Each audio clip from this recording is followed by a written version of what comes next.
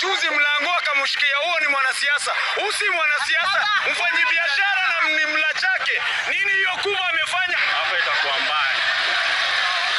Risasi na vurumai, mtu mmoja afariki na mwingine kujeruhiwa kwa risasi kwenye patashika za kushinikiza kuachiliwa kwa kijana Kiamaiko.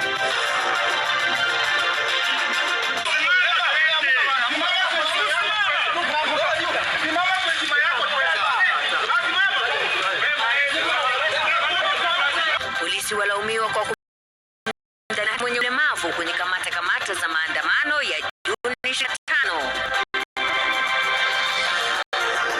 Those who are supposed to be charged before you are the police officers who barricaded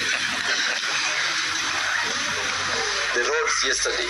Zaidi ya watu 300 waliokamatwa kwenye maandamano ya Juni 25 washtakiwa kwa makosa ya kufunga barabara na kuzuia shughuli za uchukuzi.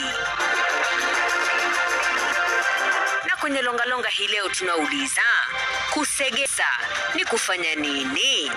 Ni kama kutingisha kitu kwa namna fulani. Seka hivi.